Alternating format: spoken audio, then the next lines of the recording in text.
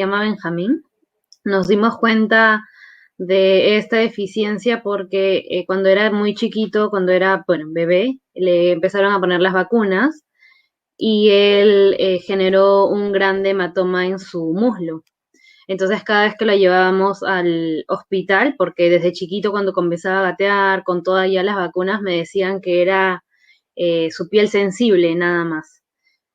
Solo me decían pues piel sensible, con el tema de las vacunas me decían posiblemente, bueno, es parte de que se le hinche y todo eso, entonces no más. Pero ya en la vacuna de casi al año, él hizo, bueno, se le hinchó de manera muy grande ya a comparación de las veces anteriores el muslo. Es donde, bueno, de frente fuimos al hospital de emergencia y, bueno, le sacan el dosaje de factores y es donde, bueno, sale ahí la hemofilia. Hola, ¿qué tal? Soy Glenda Umaña, periodista internacional. Muchísimas gracias a todos ustedes por estar en este programa especial Hemofilia en Positivo Perú, dedicado especialmente a toda esa comunidad con hemofilia en este hermoso país, pero también a todos ustedes que están con nosotros, porque este es un tema muy importante. Enfermedades huérfanas que también han sido afectadas durante la pandemia. Tenemos este programa dirigido especialmente, como decíamos, a poder empoderar a la comunidad con hemofilia. Tenemos testimonios, tenemos especialistas y también tenemos a representantes del sector de salud pública.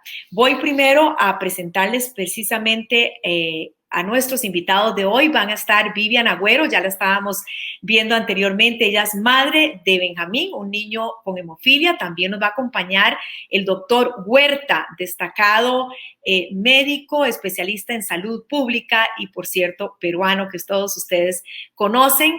También le queremos dar la bienvenida a Guillermo Pareja. Bienvenido, Guillermo. Él es el presidente de la Asociación Peruana de Hemofilia. Bienvenido. Nos acompaña Nancy Loaiza, ella es coordinadora del Centro de Tratamiento y también es jefa del Servicio de Hematología del Hospital 2 de Mayo de Minsa. Muchísimas gracias por estar con nosotros. También está Edith Muñoz. Bienvenida, Edith. Ella es la jefe de unidad ejecutora del Fondo Intangible Solidaridad Fiscal. Bienvenida, Edith. Nos acompaña la doctora Gloria Quintas, ella es la jefa del servicio de hematología del Hospital Edgardo Revigliati. Bienvenida. Gracias. Gracias. Gracias. Y Roger Guaulla, él es persona con hemofilia. Muchísimas gracias, de 23 años, está con nosotros. Hola. Gracias.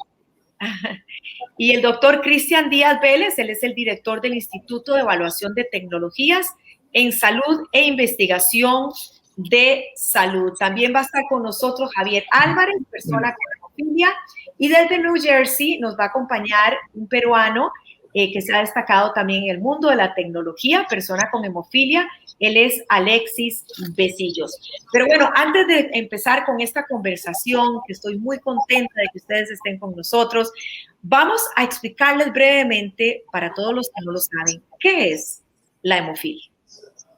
La hemofilia es una enfermedad heredada de la madre que solo se transmite por lo general a los hijos varones. ¿Qué sucede? La sangre contiene muchas proteínas llamados factores de coagulación. Las personas con hemofilia tienen bajos niveles del llamado factor 8 y otros de factor 9, que ayudan a detener las hemorragias, tanto espontáneas como después de una operación o originadas por una lesión o por un simple golpe. Entre más baja sea la cantidad del factor, mayor será la probabilidad de que ocurra hemorragia, lo cual puede llevar a serios problemas de salud, como por ejemplo hemorragias en las articulaciones, hinchazón, dolor o rigidez. Frecuentemente afecta a las rodillas, los codos y los tobillos. También hemorragias en la cabeza, a veces en el cerebro, hemorragias debajo de la piel, moretones o en los músculos y los tejidos blandos que provocan una acumulación de sangre en el área. La hemofilia se presenta en 1 de cada 5,000 bebés varones y afecta a las personas de todos los grupos raciales y étnicos. Bueno, el doctor Huerta, Elmer Huerta, es toda una fuente de referencia, no solo en Perú, sino en toda Latinoamérica. Y queremos preguntarle al doctor Huerta, especialista en salud pública, su opinión y su conocimiento sobre los últimos avances en relación con la hemofilia. Doctor Huerta. Gracias, Glenda. Pues tengo una buena noticia. La hemofilia hoy en día no tiene por qué provocar discapacidad. Un paciente con hemofilia que tiene una profilaxis adecuada puede practicar deporte, tener una vida normal y las articulaciones o coyunturas ya no tienen por qué sufrir de sangrados espontáneos. Cuando cualquiera de nosotros se corta o se golpea, por lo general, muy rápidamente el problema se soluciona porque tenemos un sistema de coagulación que está intacto. Pero eso no sucede con las personas que tienen hemofilia, en quienes su sangre no coagula y allí radica el peligro. En el Perú, solo 1/3 de las personas con hemofilia han sido diagnosticadas. Es una de esas enfermedades que se llaman enfermedades huérfanas y que requieren mayor atención de las autoridades de salud pública. No solo por razones económicas, porque a mediano y a largo plazo es más caro para el sistema de salud dar tratamientos complicados y costosos, sino, obviamente, por razones humanitarias. Según las nuevas guías de la Federación Mundial de Hemofilia, la manera de abordar esta enfermedad es con prevención de las complicaciones y un tratamiento temprano. Me alegra que este programa, Hemofilia en Positivo Perú, pueda hablar de una enfermedad a la cual le ponemos muy poca atención. Muchísimas gracias, doctor Huerta. Guillermo, quisiéramos empezar contigo como presidente de la Asociación Peruana de Hemofilia. Sabemos que la vida, pues, de las personas con hemofilia ha ido evolucionando, pero si nos puedes dar cuál es la situación en este momento, qué se puede hacer para que personas que tienen hemofilia y no han sido diagnosticadas puedan ser apoyadas. Gracias, Glenda. Sí, la situación en el Perú es realmente como cualquier actividad en nuestro país, no tiene extremos. Tenemos pacientes que son atendidos y acá tenemos a dos de las personas me las imagino como las más expertas en el tratamiento en el país, en el sector de salud y en el Ministerio de Salud, la doctora Loaiza y la doctora Chumpitaz, que bueno, estamos en Lima y son capaces de responder a la necesidad de la atención de una persona con hemofilia. Pero tenemos lugares en el Perú en el que hay personas que efectivamente no pueden acceder hasta que sufran una lesión que sea tratada de una manera especial y diferente y pueda llegar a un lugar donde haya un hematólogo que conozca la hemofilia y pueda ser derivado a Lima, donde en cualquiera de los dos sistemas lo atenderá la doctora Loaiza o la doctora Chumpitaz. Imagínense, dos personas a las que están en Lima y que finalmente van a recibir al paciente para que después este paciente pueda ser atendido posteriormente en los niveles que su demanda de salud necesita. Pero tenemos un porcentaje muy pequeño de personas que pueden llegar a esta situación. ¿Cómo es que pueden llegar a ser atendidos? Esa es una pregunta muy difícil de responder, porque estamos nosotros, la asociación, están los médicos que existimos, que conocemos el tema, pero hay un gran porcentaje de ignorancia que requerimos justamente este tipo de medios para que llegue la información, incluyendo médicos y expertos en salud que no conocen el tema de la hemofilia y muchas veces pasan por sus manos pacientes y no pueden identificar el problema, ¿no? Entonces, ¿cómo hacemos? Tenemos que difundir más el problema, debemos que difundir más esta condición de salud de seres humanos que intentan superar problemas que no conocen, no saben lo que les pasa y cómo llegamos a ellos es la gran pregunta que queremos resolver. Y gracias a ustedes esperemos avanzar un poco más. Muchas gracias, Guillermo, por darnos tu punto de vista. Queremos ahora contar con el testimonio sobre cómo asumir cuando tú tienes un niño con hemofilia, cómo asumir positivamente esta enfermedad. Se lo preguntamos justamente a Vivian Agüero, madre de Benjamín. Vivian. Hace unos 2-3 años a él lo iban a operar de la rodilla Entonces, bueno, todo esto fue quizás raro para él hasta ahora. Él, bueno, quizás pueda seguir teniendo esas preguntas de por qué a mí, por qué yo no puedo ser como ellos. Bueno, más directamente con el tema del fútbol, por ejemplo, que le gusta. Entonces, o la primera vez que tuve que llevarlo al colegio con silla de ruedas, ¿no? Entonces, para él fue muy chocante, para los niños mismos también. La primera vez que lo llevé en silla de ruedas al colegio fue en inicial, entonces muy chiquito. Algunos niños se burlaron. Tuve que incluso entrar con él, hablar con los niños, ponerme en modo niña también quizás, para que ellos me puedan entender. Y así poco a poco, ¿no? Cambió el tema de la primera impresión, quizás verlo y en silla de ruedas, a ya los últimos meses de colegio, que los mismos niños lo trasladen, pues, ¿no? Y todo eso. Él empezó con recurrentes sangrados en la rodilla, necesitó la silla de ruedas porque yo vivía muy lejos al hospital, entonces el traslado era difícil, yo lo cargaba para trasladarlo, teníamos que subir puentes, esto, el otro, en el mismo hospital, en el tema de las citas por un lado, la rehabilitación por otro lado, el tema de recoger el factor, eran muchos traslados y todo este tiempo cargándolo, ¿no? Entonces recurrimos a adquirir una silla de ruedas para que sea mucho más factible y menos tedioso para él mismo y también para mí, ¿no?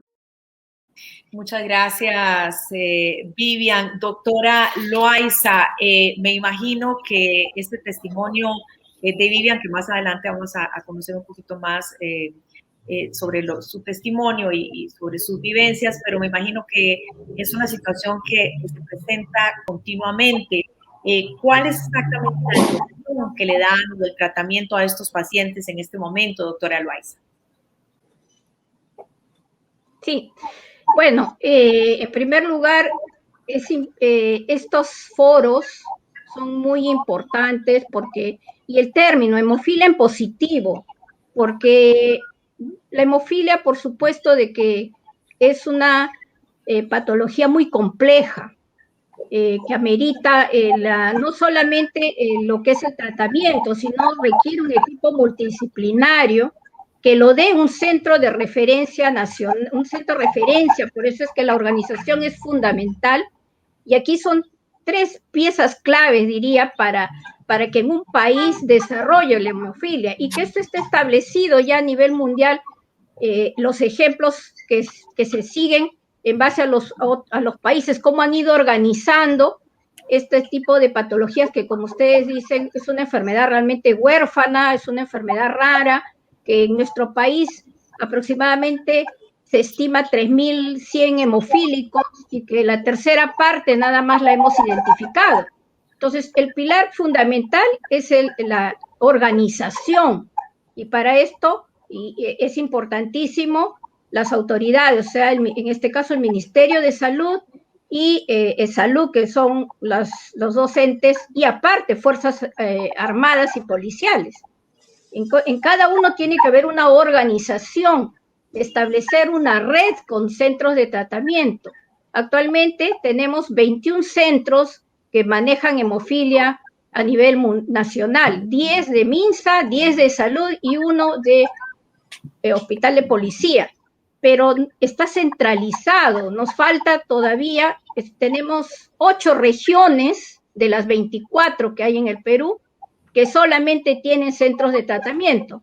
Tanto, a veces en una región hay un centro de MINSA y un centro de salud, pero a veces hay uno solo de MINSA o uno de salud y no hay intercambio, por ejemplo, de prestaciones. Ahí hay una debilidad. Lo segundo, que tenemos regiones donde no hay ningún centro de tratamiento, no hay médicos, que incluso ideal serían hematólogos, pero nosotros queremos incluso un médico general, capacitarlo y que comience en un centro de tratamiento que llamamos los centros de referencia regionales, como hemos ido ya formando. Y así descentralizamos y también podemos comenzar a diagnosticar, porque el 30% de nuestra población solamente está identificada. La segunda es la organización propia del hospital, del centro de tratamiento, que tiene que tener el equipo multidisciplinario, un hematólogo, un rehabilitador, un nutricionista, un odontólogo, es todo un equipo, no es solamente el factor, y eso hay que hacer ver. El tercer pilar es la asociación de pacientes, la educación que tienen que tener, y eso permite que hablemos de calidad de atención. O sea, la persona con hemofilia no solamente es el factor, es toda una atención y basado en una organización, y ahí eso nos permitiría, sobre todo, trabajar en el 70% todavía de la población que no sabemos qué sucede con ellos. Nosotros hemos hecho ya un censo y precisamente esa información de 1.002 pacientes que tenemos es precisamente de este censo que hemos realizado con un proyecto que se llama Hemofilia Perú.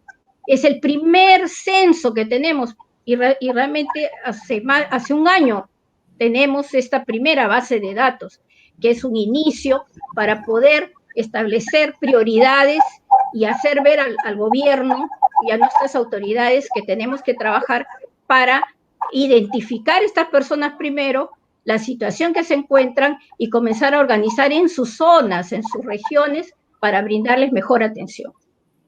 Muchas gracias, doctora Loaiza. Y vamos a pasar en este momento a otros testimonios, pero quiero aprovechar lo que el diagnóstico que usted hace para conocer qué piensa el doctor Cristian Díaz, cómo puede mejorar la situación, cómo pueden mejorar los recursos, doctor Díaz, para esta población de acuerdo al diagnóstico y a la situación de las personas con hemofilia en Perú. Doctor Díaz. ¿Qué tal? Bueno, la seguridad social en general atiende más o menos un tercio de toda la población de Perú, y ha habido un crecimiento de atención justamente de los pacientes con hemofilia entre el 2018, 2019 y el 2020, y esto hace que, si bien es cierto, en el 2020 se dio todo un reto frente justamente a la pandemia, y este reto pues conllevaba a poder implementar situaciones donde podamos seguir atendiendo a estos pacientes, ¿no? Si bien en Lima, en Callao, que son la capital, se pudo hacer todavía de forma presencial, sin embargo, en las regiones, como se ha mencionado, ya de por sí no están en todas las regiones, pero en las que se ha podido llevar a cabo atenciones, ya sea por telemedicina, porque incluso se llevó a cabo la rehabilitación también con telerehabilitación, que sabemos que es un aspecto muy importante para los pacientes, porque los ayuda a evitar justamente que lleguen a tener hemorragias, porque les va a mejorar justamente la musculatura, ¿no? Esta terapia. Y el tratamiento oportuno es vital. Entonces, el que tengan ellos acceso a estas recetas que se les hacía llegar, no solamente en Lima, sino también a nivel nacional, recordando justamente que ellos puedan tener su medicación. Y con eso, obviamente, ese tratamiento domiciliario en un primer momento que va a estar a cargo de los padres y las familias, pero también teniendo en cuenta que podría haber tratamientos que se podían dar a nivel hospitalario que como que se siguió dando, ¿no? Sabemos que pueden darse complicaciones y en todo momento se siguió brindando esas atenciones a nivel de hospitales, ya sea cuando el paciente ha tenido algún sangrado o algo más, pero siempre con el reto de estas teleconsultas, esta telerehabilitación que ha hecho que no perdamos justamente de vista a estos pacientes que son muy importantes para, en este caso, la seguridad social.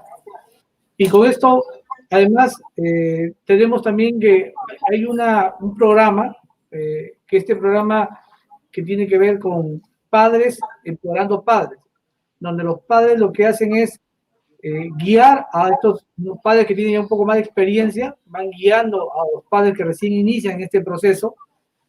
Además de, obviamente, las recomendaciones que da el hematólogo, la enfermera y el equipo de salud en general que brinda la atención, porque es un equipo el que lo lleva a cabo, si bien es cierto, lo comanda el médico, el hematólogo, pero también hay otros médicos implicados en ello.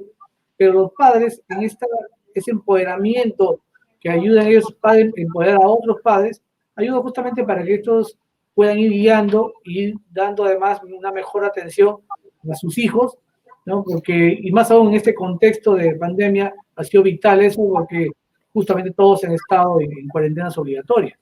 Claro.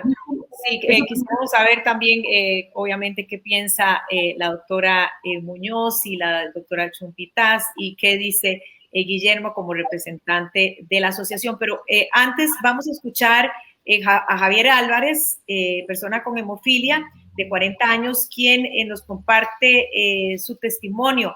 Adelante, Javier.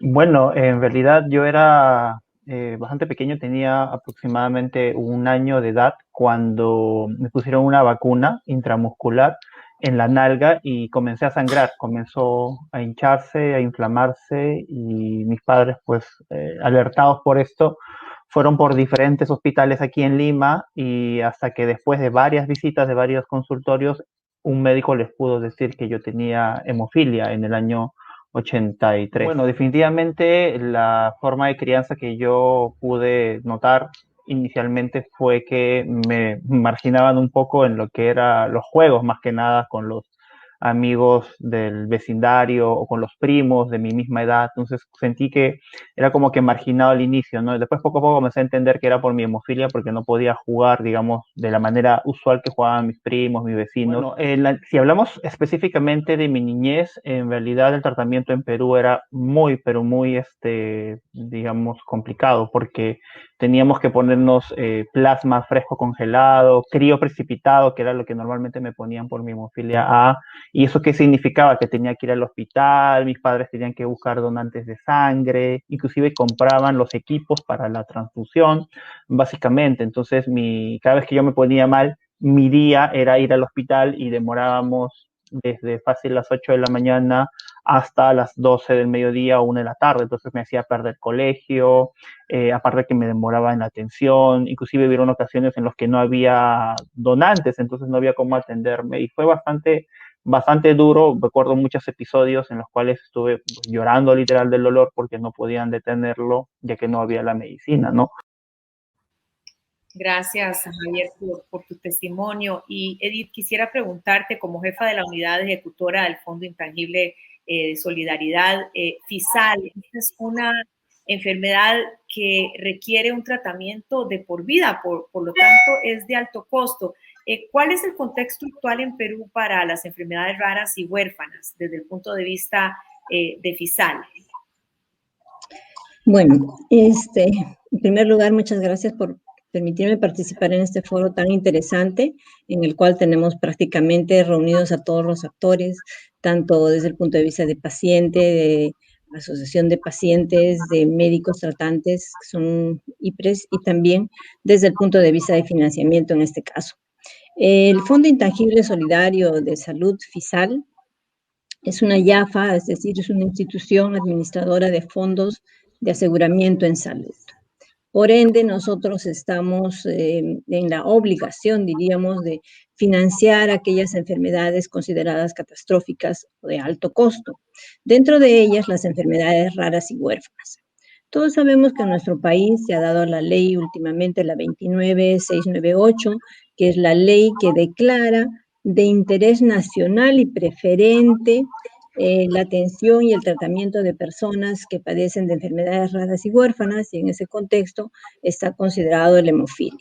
Actualmente tenemos un listado de enfermedades raras y huérfanas que son más de 46 enfermedades que han sido consideradas, y dentro de ellas hemofilia A y hemofilia B.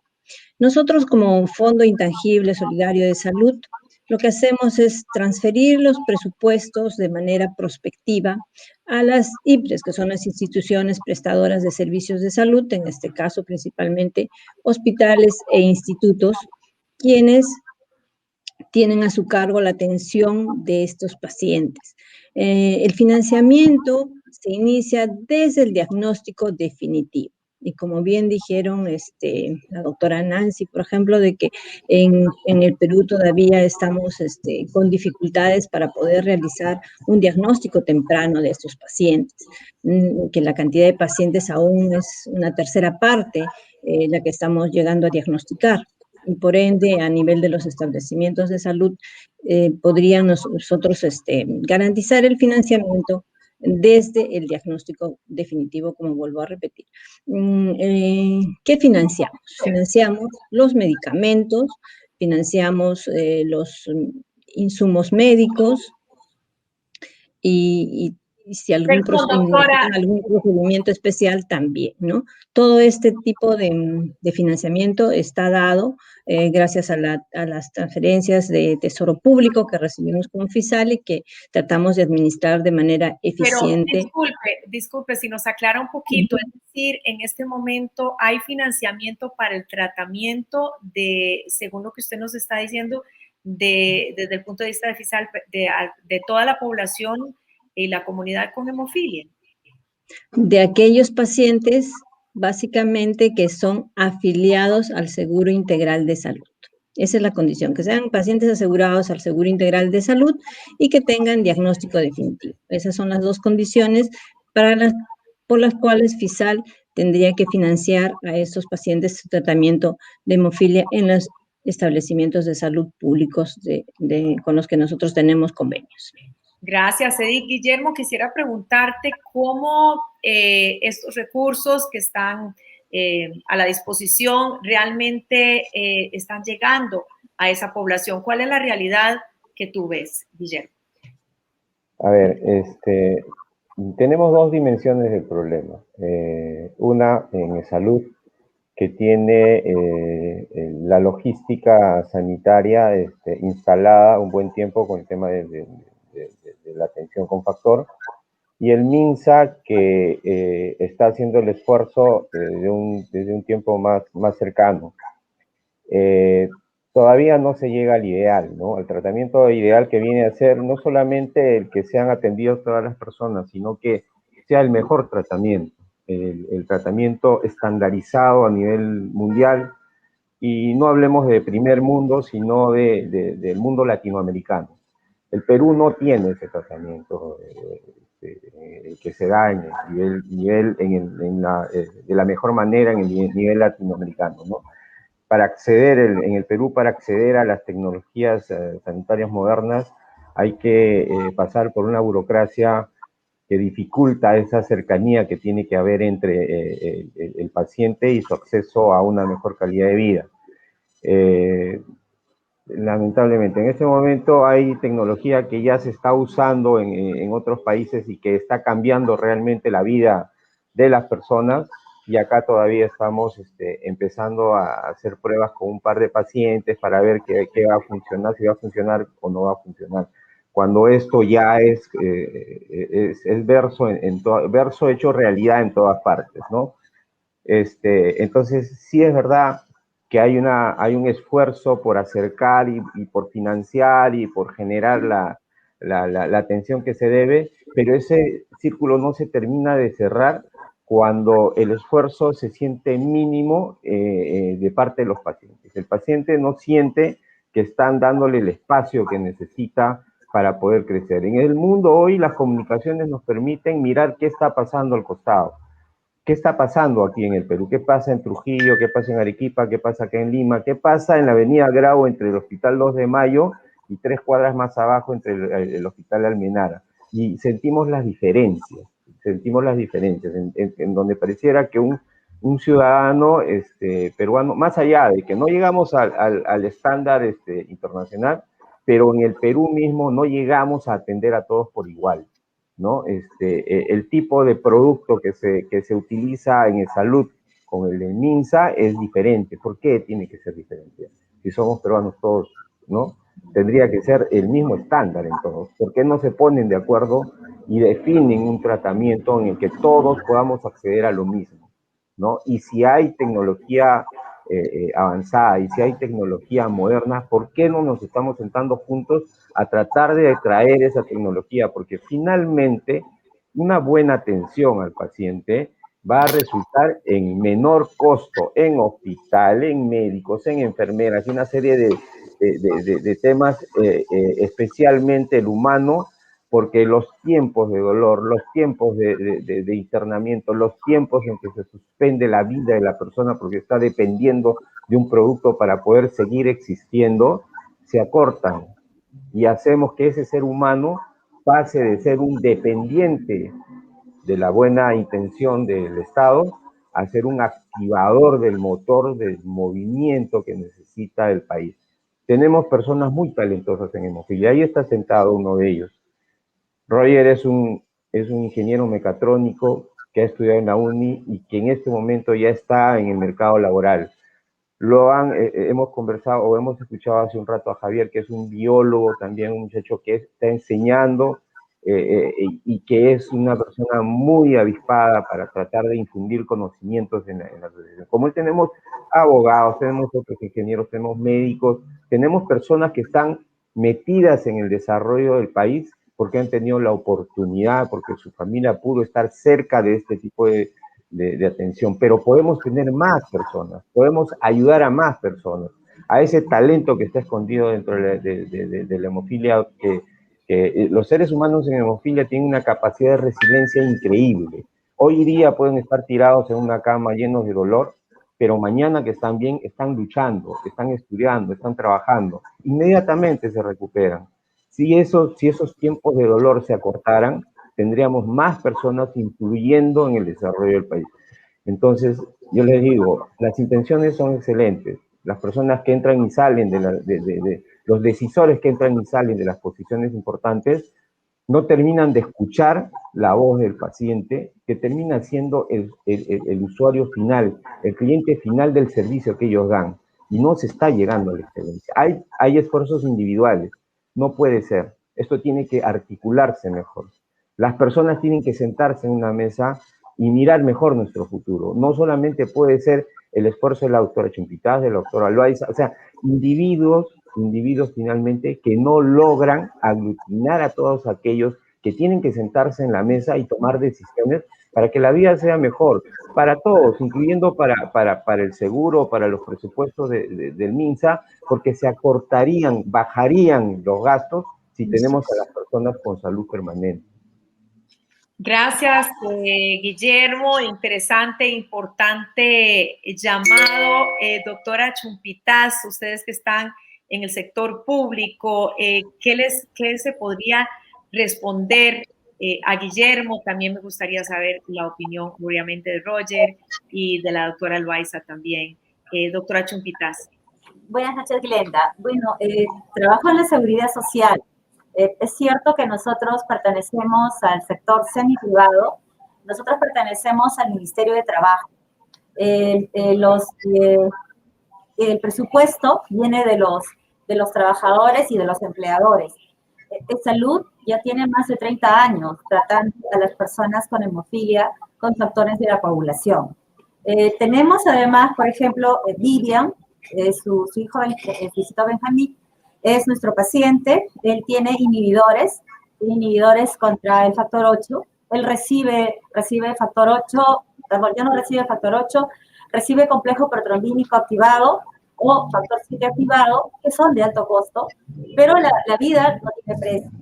En cuanto es importante la participación de los padres y también el tratamiento individualizado.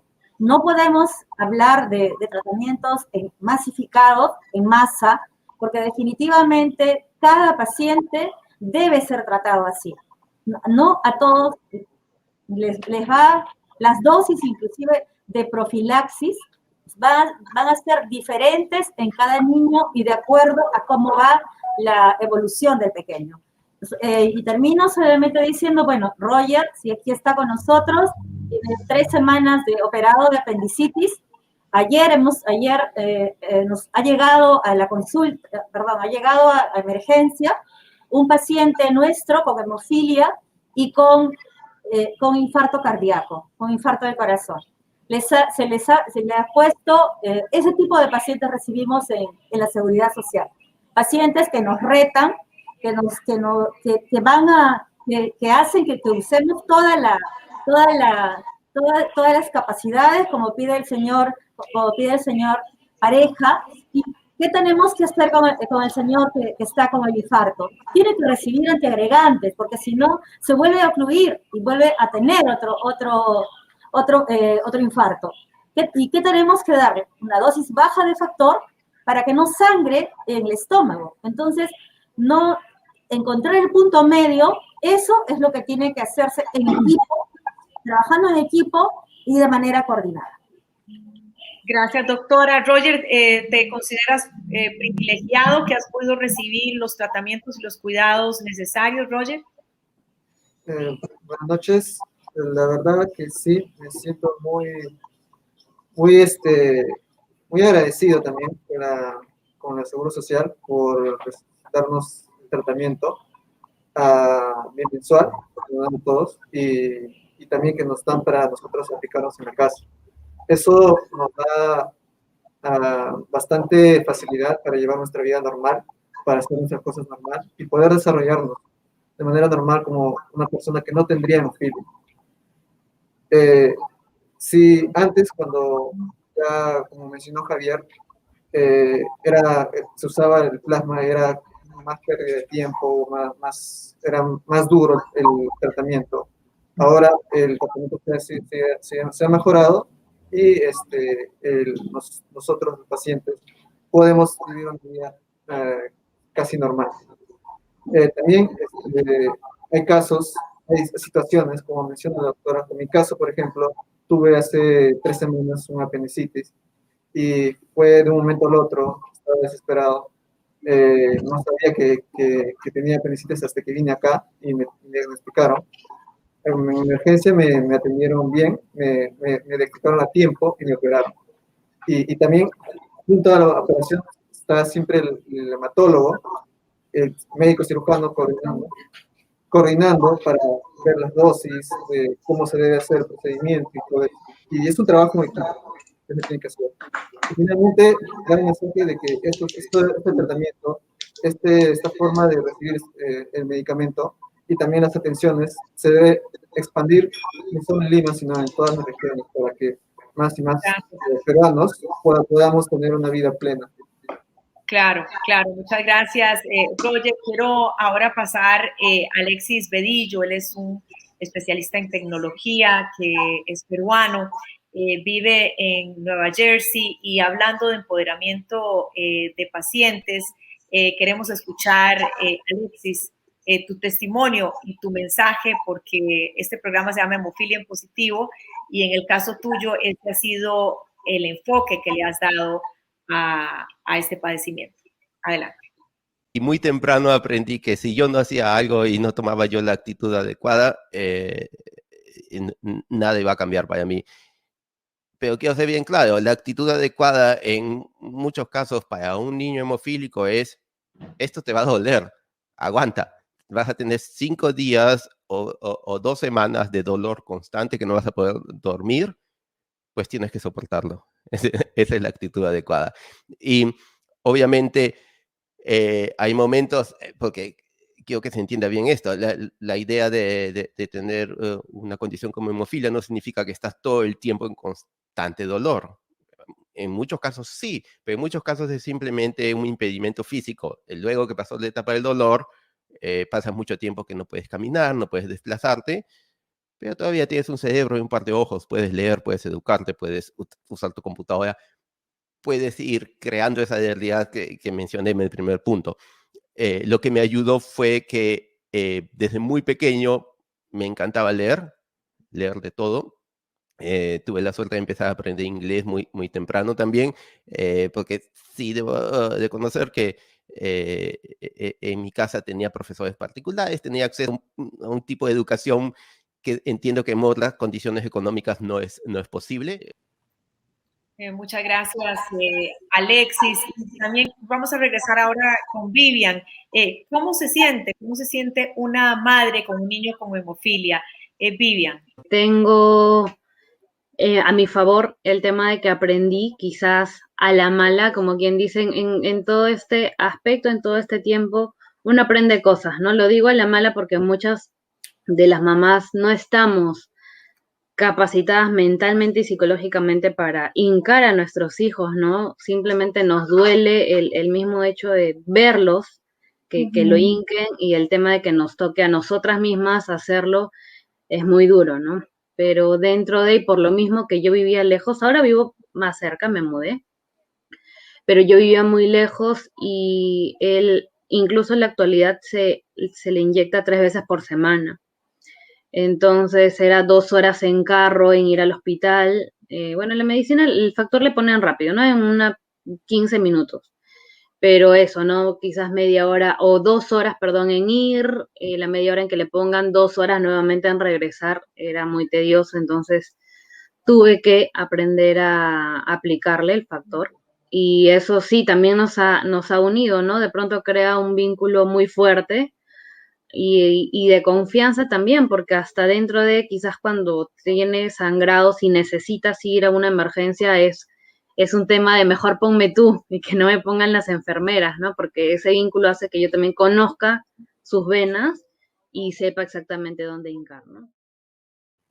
Gracias, Vivian. Doctora Loaiza, pues un caso especial, un caso estábamos viendo también, Alexis, empoderamiento, no todos los casos son así, pero Vivian decía 3 veces por semana, he conocido casos de 2 veces al día, todos los días.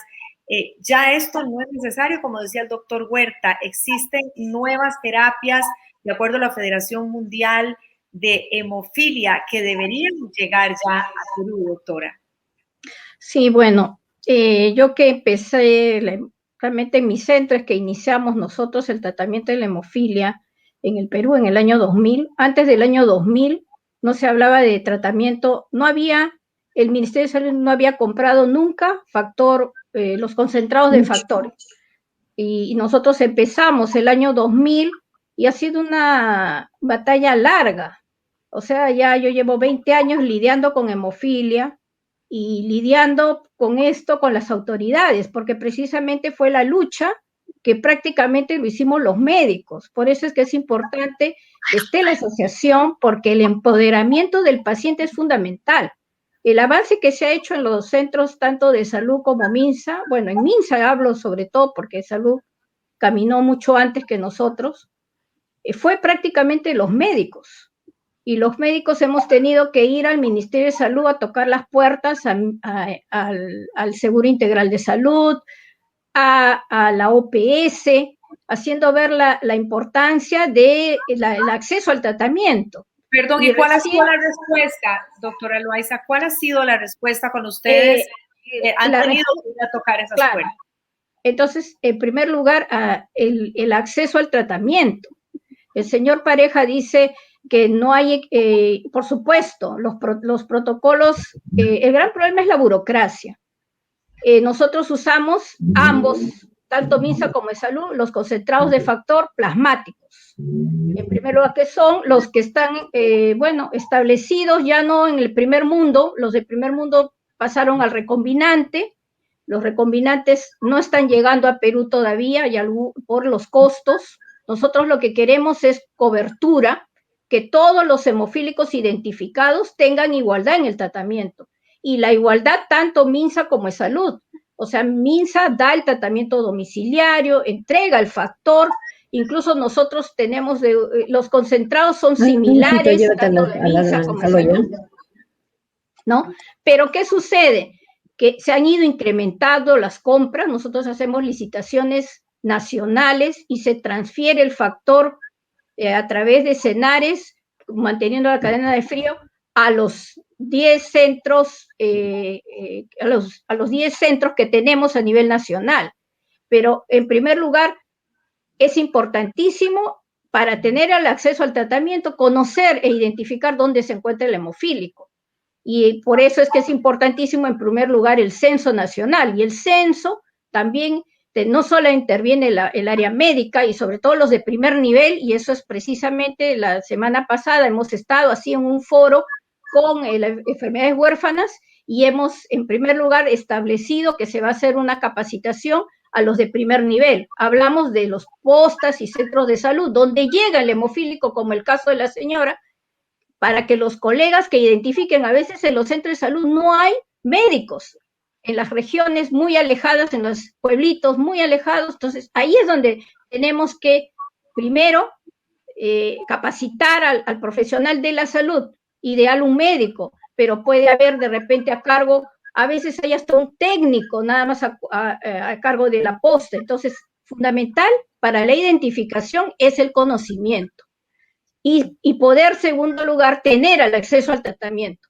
Ahora, los tratamientos han ido variando, por supuesto. Ya tenemos los factores de vida media prolongada, que ya no se usan, por ejemplo, 3 veces a la semana, sino que su vida se ha alargado más y sobre todo se ve más en el factor 9, que se puede usar una vez cada 15 días en profilaxis, que lo usa también los de primer mundo, pero que lamentablemente aquí en nuestro país, en primer lugar, no hay ningún laboratorio que lo haya traído, y porque se tiene que registrar, tiene que tener un registro sanitario para que se pueda vender y comercializar en el país.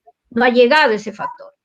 Y lo último, lo que habla el señor Pareja, que es el emicizumab, que es ya no es un factor de la coagulación, sino mimetiza el factor, y esto está fundamentalmente para el factor 8, y prácticamente la hemostasia lo lleva a la normalidad. ¿Y por qué es que se está tratando de buscar nuevas alternativas en general? Porque no hay medicamento ideal. Los países de primer mundo podrán decir, usamos más factor, pero igual se aplican 3 veces por semana, interdiario, se habla de la cinética del factor. Entonces, por eso el emicizumab, pero ¿qué sucede? Ya llegó al país, ya tiene registro, pero hacer ver a nuestras autoridades costo-beneficio, este factor es mucho más caro que el factor que tenemos actualmente, hacer ver que la calidad de vida, y por eso es que es fundamental, ahora se habla no solamente de estoy dando tratamiento, sino la calidad de vida que habla el señor Pareja. La calidad de vida es que esa persona se sienta realmente, o sea, que actúe en la sociedad como una persona normal. Y lamentablemente con los concentrados de factor, sea los plasmáticos, sea los recombinantes, no se llega a esto. El emicizumab sí está en nosotros tenemos 2 pacientes, 2 niños, lo que estaba comentando el señor Pareja, nosotros sí tenemos 2 pequeños niños que están en tratamiento con el emicizumab.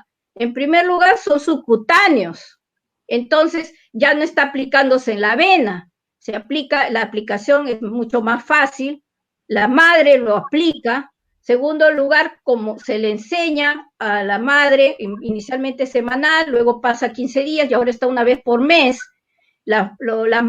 se puede dar, el familiar lo recoge y puede irse a la provincia, uno de los niños vive lejísimo, vive en Huancavelica, y la madre le está aplicando el emicizumab, pero eso es por un apoyo que el laboratorio ha dado a estos 2 niños y que realmente ha mejorado notablemente, lo vemos, pero hacer ver esto a las autoridades, y bueno, acá tenemos una autoridad fiscal, y solamente cuando nosotros empezamos a solicitar el concentrado de factor para hacerles ver que era la profilaxis, el gerente, el que no maneja la parte de salud, no entiende, dice, ay no, pero costos, ¿cuánto es? Cada factor, ¿cuánto cuesta? Nosotros tenemos los factores de 500 unidades,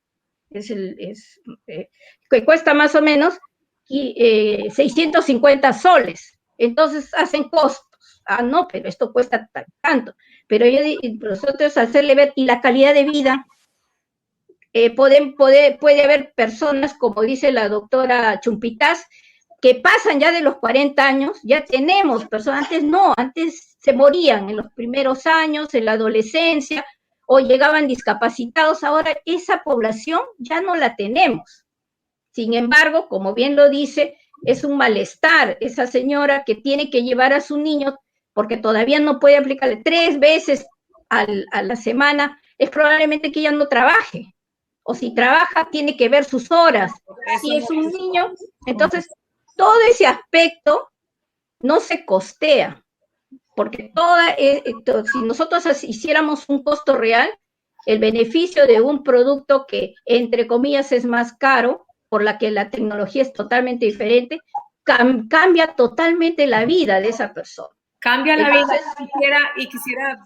Quisiera preguntarle también a Edith si se ha analizado la posibilidad de que a largo plazo más bien el costo sea menor porque requiere de menos hospitalizaciones, de una vida casi normal, como ustedes lo estaban describiendo y como lo hemos visto en casos de otros países.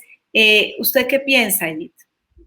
Definitivamente, definitivamente nosotros sí estamos de acuerdo, incluso ahora la ley y el reglamento de la ley de enfermedades raras y huérfanas prevé todo este tipo de situaciones, en las cuales las IPRES, que son las entidades prestadoras de servicios de salud, que son las que realizan los diagnósticos, ellos pueden solicitar a la comisión consultiva justamente la autorización para utilizar este tipo de medicamentos, este tipo de nuevas tecnologías, y si esta comisión lo cree conveniente y necesita el apoyo para hacer la evaluación de esta tecnología sanitaria, hay una entidad que se ha formado también que se llama RENETSA, que es la que va a evaluar la tecnología sanitaria y si da una respuesta favorable del caso, la IPRES, o sea, la entidad prestadora de servicios de salud, solicitará el financiamiento a FISAL. Y FISAL, a su vez, hace un análisis del impacto presupuestal y de tener el presupuesto, la disponibilidad suficiente. ¿Ha habido alguna solicitud en ese sentido hasta el momento? Está en etapa justamente estamos en el proceso de, digamos, de incorporación de todos estos aspectos del reglamento, ¿no? Ya la comisión consultiva se está instalando, entonces va a depender de las IPRES que puedan solicitar esta comisión consultiva, como en algunos otros casos ya lo vienen haciendo. Gracias. Quisiera, antes de continuar, preguntar a Alexis, justamente él nos comentaba fuera de cámara que ya ha tenido acceso a estas nuevas terapias. Escuchemos a Alexis. Uso Hemlibra desde hace como 3 años, creo. Antes que fuese aprobado, tuve suerte de empezar a usarlo desde muy, muy temprano. Y Hemlibra es algo que te puedes inyectar de manera subcutánea. Es menos complicado, sí, hay que admitirlo, menos complicado que inyectarse en las venas, aunque no es ningún problema inyectarse en la vena. La alternativa es tener todos los problemas que origina la hemofilia. Entonces, pero aún así, una inyección subcutánea una vez cada 4 semanas significa que puedes subirte a un avión, darte unas vacaciones en algún lugar, 3 semanas, y no estoy diciendo que no vayas con tu medicamento, siempre cuando viajas debes llevar tus medicamentos, por si acaso, pero permite que tengas más libertad de movimientos, permite que no estés dependiendo de estar con el medicamento siempre cerca a ti, y te da más flexibilidad. Gracias, Alexis. Bueno, increíble que se nos ha ido el tiempo, pero yo quisiera darle a cada uno de ustedes aproximadamente algo muy cortito de 30 segundos en la dirección que anotaba Guillermo, sentarnos y ponernos de acuerdo. Vemos que hay posibilidades positivas para cambiar la vida de las personas con hemofilia. Cristian, ¿cuál es su reflexión final? Bueno, como reflexión final podemos quedar que por parte por lo menos de la seguridad social siempre hay ese apoyo a todos el personal de salud, a todo el equipo de salud que desempeña justamente esta labor para con los pacientes y poder con ellos seguir atendiéndolos a pesar del contexto actual de pandemia o los contextos que se vayan a dar, siempre va a haber una intención de querer darle lo mejor a ellos y mejorar su calidad de vida. Roger. Finalmente, decir que este tratamiento, las mejoras, la calidad de vida que mencionan los médicos, no se ve reflejado tanto en los costos, sino, o sea, el dar una mejor calidad a un ser humano, un paciente, es la mejor inversión para poder hacer crecer a toda la sociedad. Gracias, doctora Cupitas. Bueno, recordar que el 17 de abril fue el Día Mundial de la Hemofilia. Este año el lema fue Me adapto al cambio, y justamente tiene que ver con todos los aparatos digitales y que las personas no dejen de recibir su tratamiento. Nosotros sí hemos tenido por corto periodo la licencia para usar factor recombinante. Lamentablemente lo usábamos para las cirugías, lamentablemente le quitaron el registro sanitario. En cuanto a si es necesario trabajar en equipo, a la opinión del señor Pareja y de la doctora Nancy Loaiza, es importante trabajar en equipo y es importante tener un petitorio unificado. Ello va a permitir tratar a todos los pacientes con adecuada calidad y cantidad y llevar una vida, una calidad de vida adecuada. Edith. Yo creo que lo más importante es hacer un trabajo articulado entre todos los actores que participamos para poder de la manera más precoz, oportuna, diagnosticar en primer lugar a estos pacientes y posteriormente darles el tratamiento y desde la mirada de FISAL hacer sobre todo lo que es la gestión del asegurado al CIS con diagnóstico definitivo que debe ser financiado por FISAL. En esa lógica es que nosotros trabajamos y buscamos ser lo más eficientes posibles por el bien de nuestros pacientes. Muchas gracias. Gracias, Edith. Guillermo. Gracias. Yo tengo una palabra, ¿no?, que es constante y permanente, que es esperanza. En los últimos días las cosas han ido mejorando respecto a la relación del trabajo en equipo y tengo esperanza en esto, ¿no? Es importantísimo dos dimensiones del problema, ¿no?, que es el conocimiento y el sentimiento para hacer las cosas. Nosotros queremos hacer que las cosas sucedan. Para eso estamos intentando generar conocimiento en todos los niveles, especialmente en las personas que deciden. Buscamos el acercamiento con aquellas personas que en algún momento tendrán que decidir la vida nuestra, porque finalmente deciden la vida de las familias, de las 3.000 familias que existen en el Perú con hemofilia. Entonces sí tenemos esperanza, sí creemos que vamos a seguir avanzando y también creemos que vamos a poder identificar esas 2.000 personas que todavía están pendientes de ser cobijadas y de que empiecen a cambiar su vida y empiecen a sentir de que realmente son útiles y que todos tenemos los mismos derechos.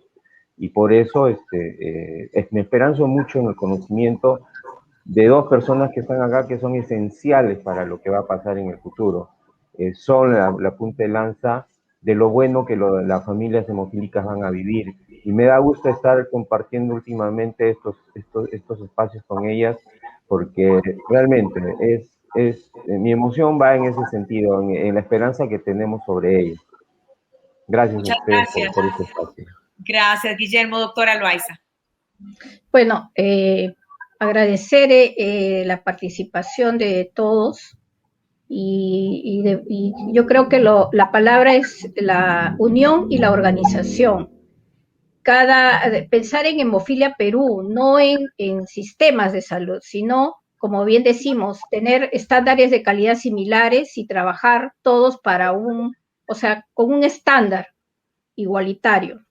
Y para eso es fundamental la organización y que las autoridades nos entiendan de que podemos trabajar en conjunto, y yo creo que la participación del paciente es fundamental, hacer el estudio de costos, el costeo con calidad de vida, eso es fundamental, porque, por supuesto, estamos dando ya tratamiento y se reconoce, la Federación Mundial de Hemofilia reconoce que Perú ha avanzado, pero como observamos desde el punto de vista del paciente, todavía no hay una calidad de atención y hacia eso tenemos que ir, ¿no?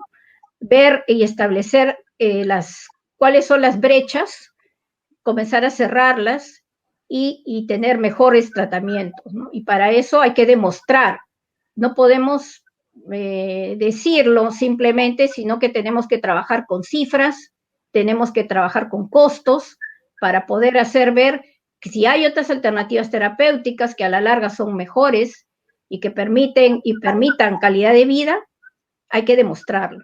Y para eso hay que trabajar en conjunto. Y yo lo que cierro es que, como bien dice, la esperanza es fundamental. Sí, por supuesto que la esperanza, pero el trabajo en conjunto. Y terminando, siempre pensar hemofilia en positivo. Bien, así concluimos este programa especial Hemofilia en Positivo Perú. Muchas gracias a cada uno de ustedes por habernos acompañado.